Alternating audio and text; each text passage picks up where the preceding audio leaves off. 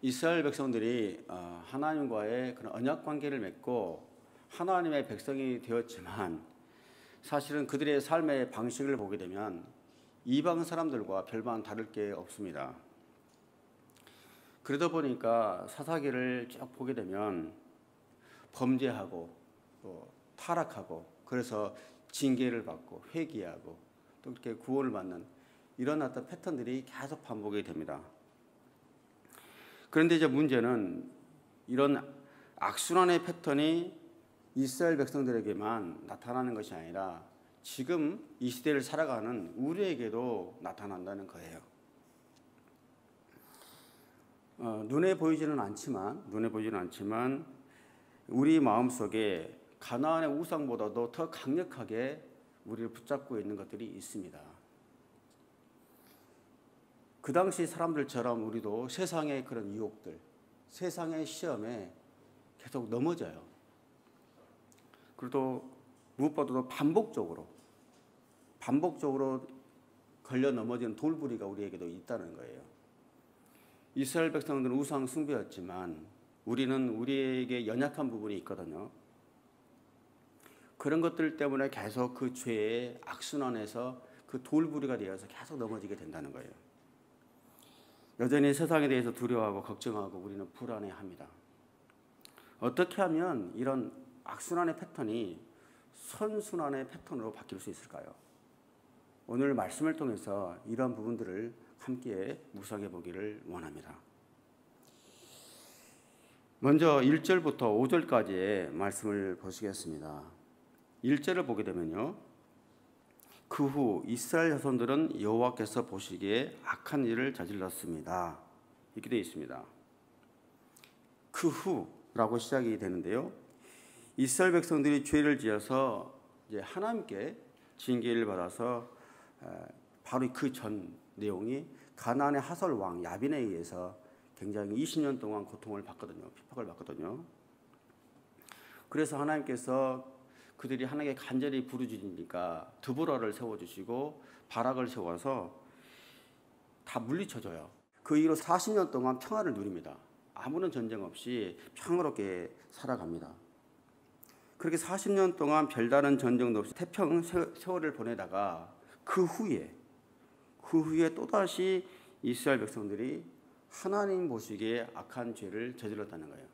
정말 아무런 어려움 없이 40년 동안을 굉장히 편하게 살았어요. 그러고 난 다음에 또다시 죄를 저지르는 거예요. 이스라엘 백성들이 짓는 죄라는 것은 다른 게 아니에요. 하나님을 잊어버리는 죄거든요. 하나님을 잊어버리고 우상 숭배를 또다시 시작하는 것입니다.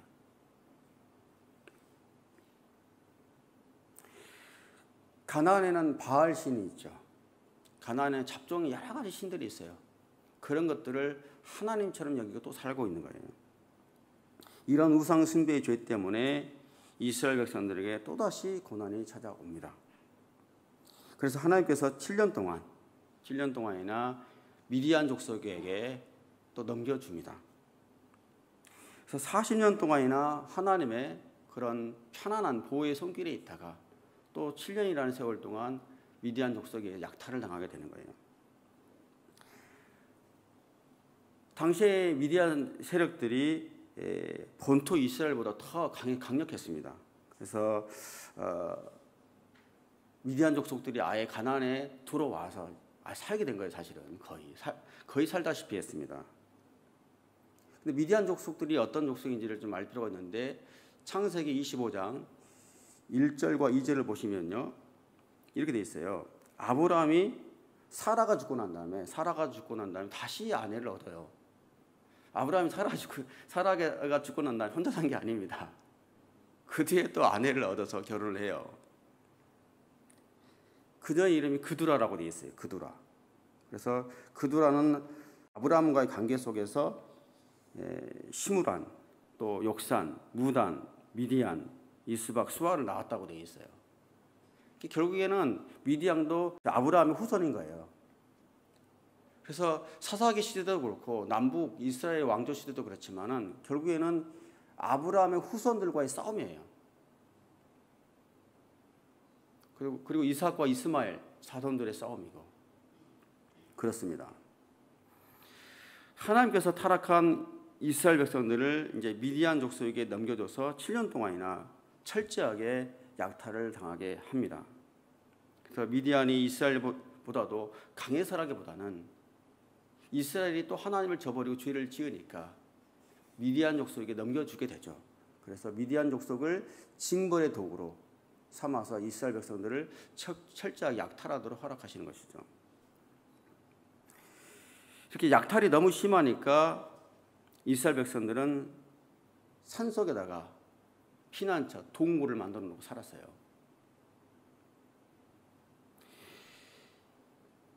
기본적으로 집에서 살 수 없는 상황이에요.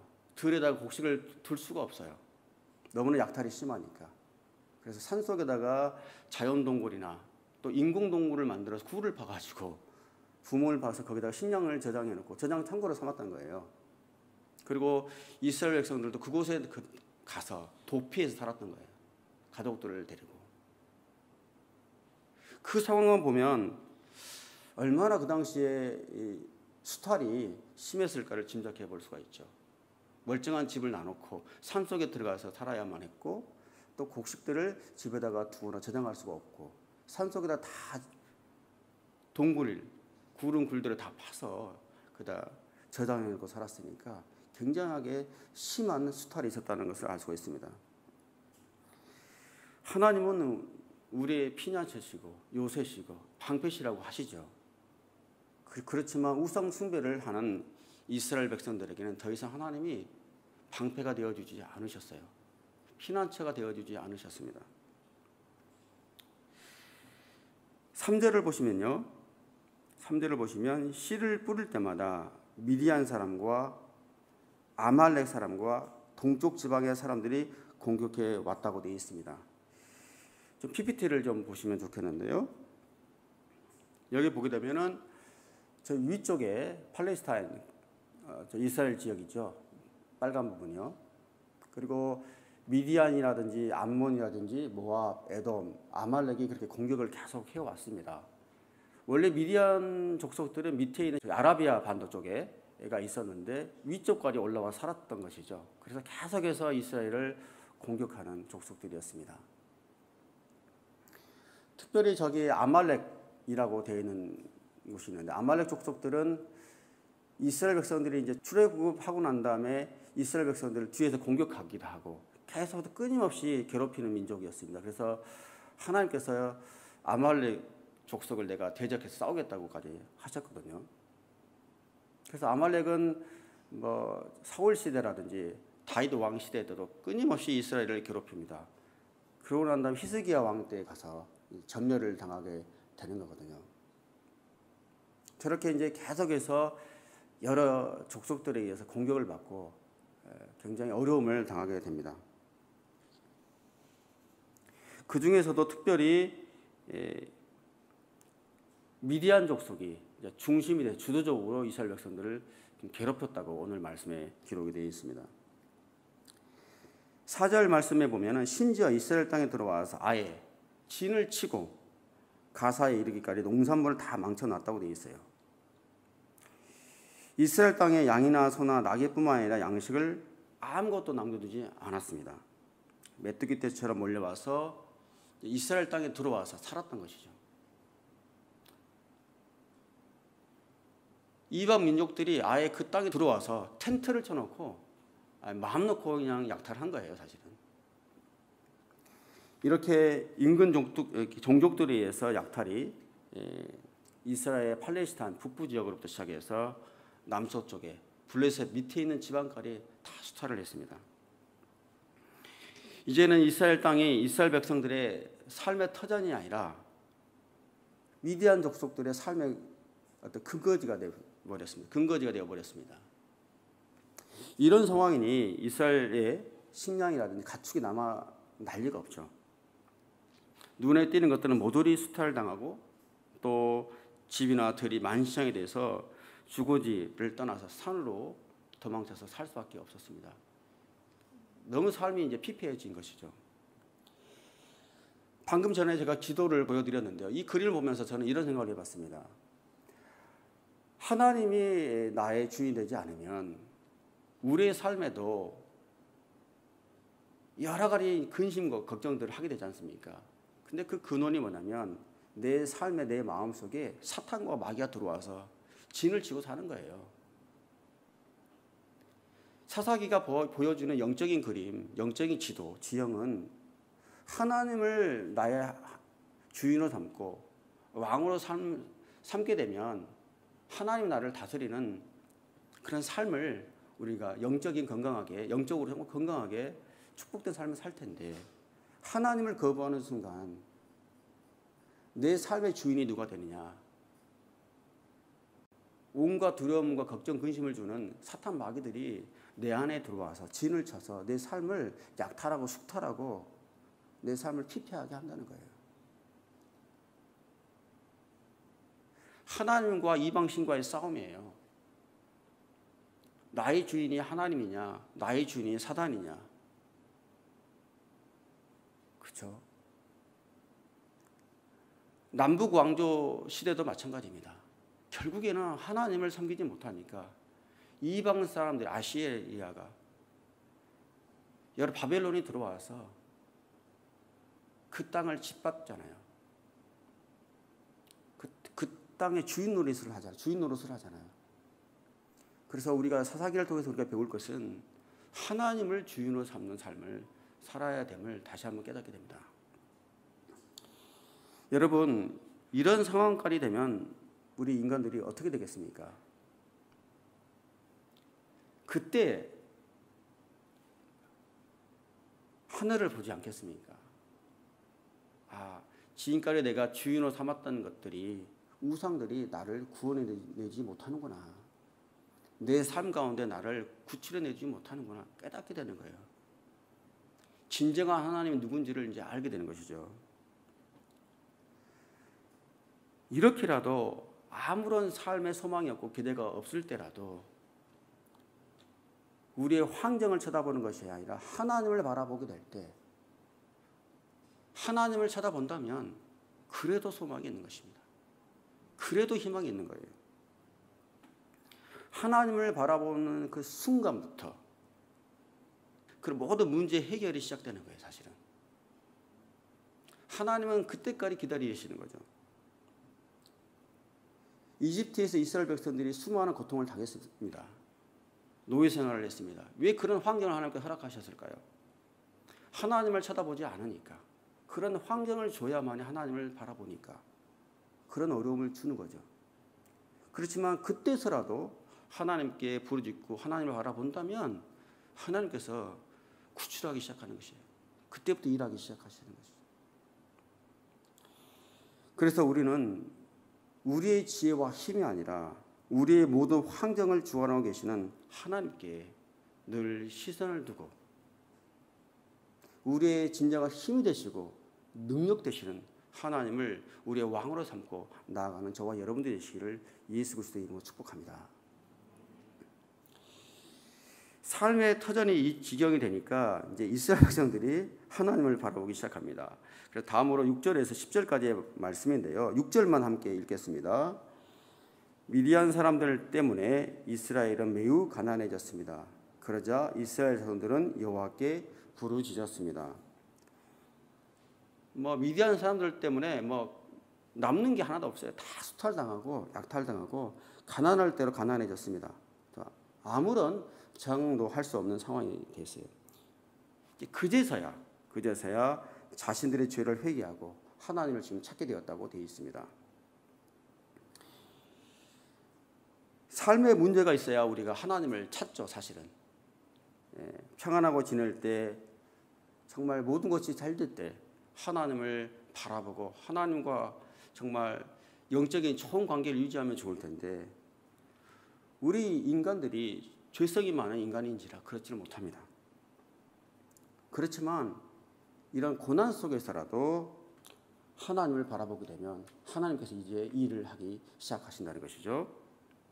그래서 이미 늦었다고 생각했을 때 나도 하나님을 바라보고 부르짖는 것, 그것도 하나의 감사이고 은혜입니다. 7절을 보게 되면 그래서 이스라엘 백성들이 회개를 하니까 하나님 도와주십시오 라고 간절히 부르짖게 되니까 하나님께서 한 예언자를 보내주십니다. 이전에는 그 이스라엘 백성들이 고난을 당하게 되면 사사를 세워줬어요. 에굿이라든지 드보라라든지 이렇게 사사를 세워줬거든요. 근데 이번에는 사사를 세우시기 전에 먼저 예언자를 보내주십니다.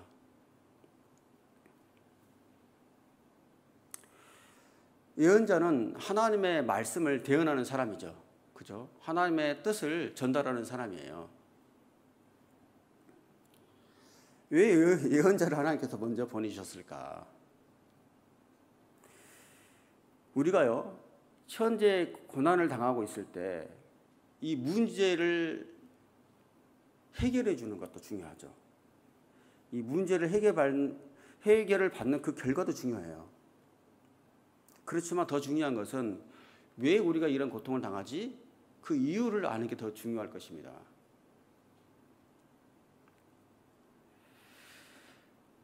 우리가요, 고통을 당할 때 내가 왜 이런 고통을 당하나 그 이유를 알기만 해도 고통이 절반으로 줄어들어요. 내가 왜 이런 어려움을 처하고 있을까? 영문을 모르는 것들이 더 고통스러워요, 사실은요. 그런데 내가 힘들고 어려울 때, 고난을 당할 때, 역경을 당할 때 그 이유를 아는 것만으로도 고통이 절반 이상 줄어들어요. 또 그 이유를 알아야지 두 번 다시 똑같은 실수를 반복하지 않을 것입니다. 그렇죠? 그래서 하나님께서 문제를 해결해 주시기 전에 너희들이 왜 이런 고통을 당하는지 그 이유를 예언자를 보내서 설명해 주고 계시는 거예요.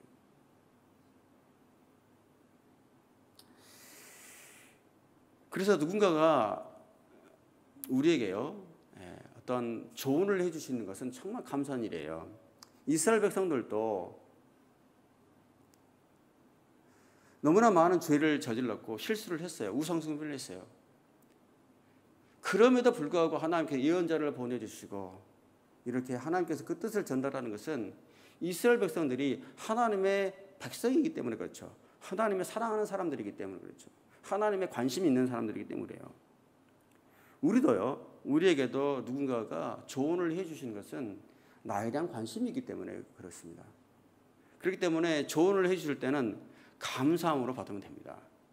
감사함으로 받게 되면요, 축복이 돼요.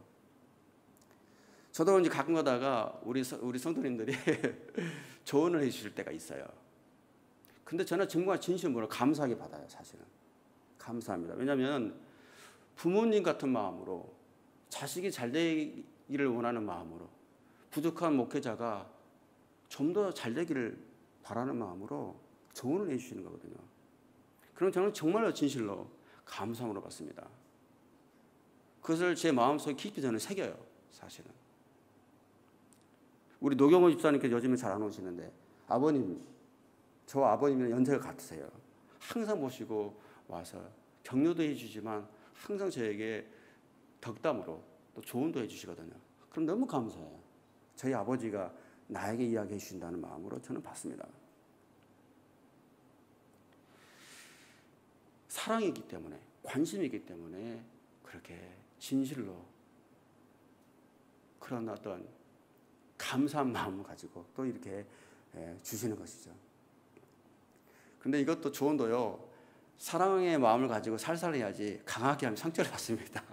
근데 어쨌든지 간에 감사함을 받으면 축복이 되는 것 같아요. 내가 성장하는 것 같아요. 그래서 목회자는 성도가 키운다는 말도 있잖아요.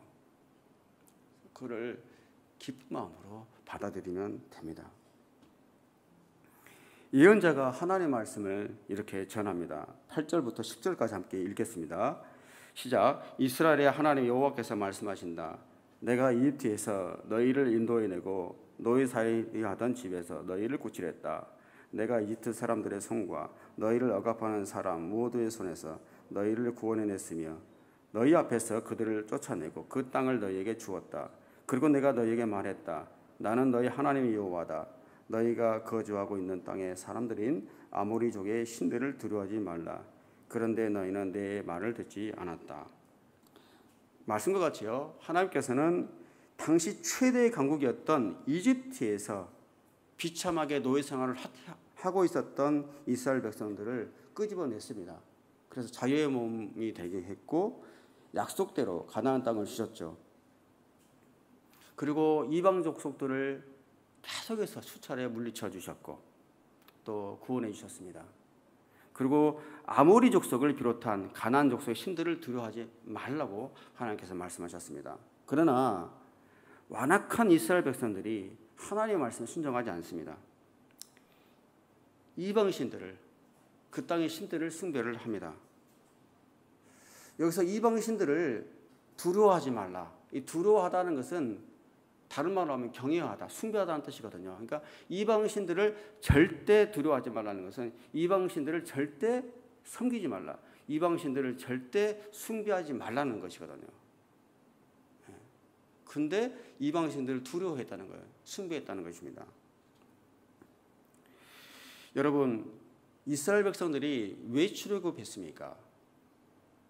왜 가나안에 입성했습니까? 하나님을 왕으로 섬기는 나라, 그리고 이스라엘 백성들을 하나님의 백성으로 삼고자 하는 하나님의 뜻이 있었죠.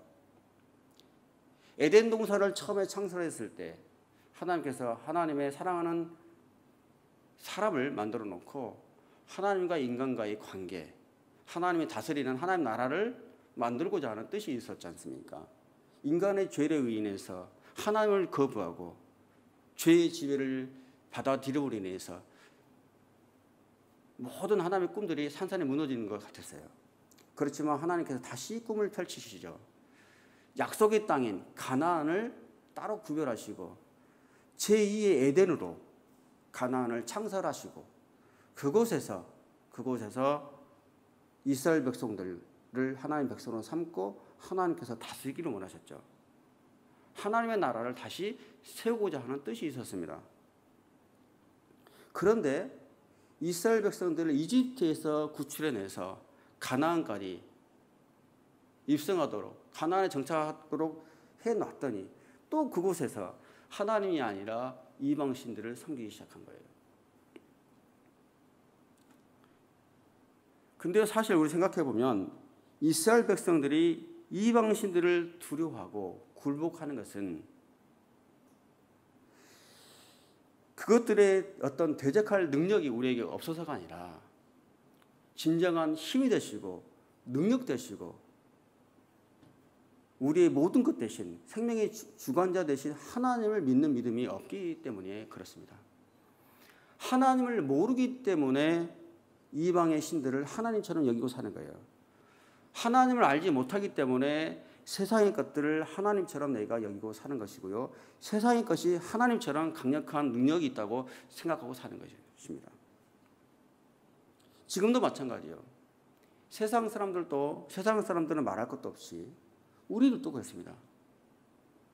왜 우리가 세상 것에 계속 관심을 갖고 세상의 유혹에 우리가 계속 넘어지는가? 이 세상의 것에 자꾸 마음을 빼앗기는가? 그 세상의 것들이 평생 동안 나를 보호해주고 우리 가족에게 안녕을 주고 평안을 주거라고 생각을 하는 거거든요. 물론 세상의 것들이 필요하죠. 그게 있어야 됩니다. 그렇지만 문제는 세상의 것을 하나님보다도 더 강력한 힘으로, 세상의 것이 더 강력한 힘이 있다라고 우리가 느끼기 때문에 세상의 것들보다 하나님을 더 약한 존재로 여긴다는 것이 문제인 것이죠. 세상의 것이 필요하지만 그것이 하나님과 동등하거나 하나님보다 더 우월하다고 생각하기 때문에 그것이 문제죠. 이 부분을 하나님께서는 우리에게 오늘 말씀하고 있습니다. 우리도 두려워하고 불안해하는 이유는 그렇기 때문에 세상의 것들을 내가 추구하고 재물이 있어야 되고 또 모든 우리 좋은 환경을 만들려고 하는 것들, 이것들이 중요하지만 이 모든 것들은 절대자이시고 나의 힘이 되시고 능력 되시는 하나님을 믿는 믿음이 우리에게도 부족한 것은 아닌가 한번 돌아볼 필요가 있을 것 같습니다. 여러분, 오늘도 하나님께서는 하나님이 우리에게 힘과 능력이 되어 주시기를 원하십니다. 그래서 하나님께 부르짖는 자들의 기도에 하나님은 귀를 기울이시고 들어주십니다. 그래서 하나님을 바라보고 하나님께 부르짖는 자에게 소망이 있습니다.